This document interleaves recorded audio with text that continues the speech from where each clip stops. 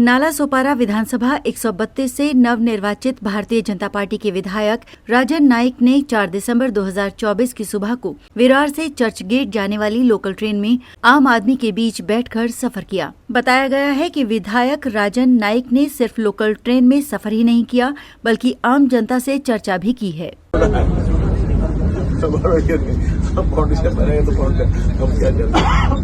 हम लोग को वो इस तरह से हम लोग डायरेक्टली आके नमस्कार मैं क्या काम होगा लोगों के दौर जाते हैं हमारा बर्थडे का मैसेज और कुछ त्योहार का मैसेज जाता है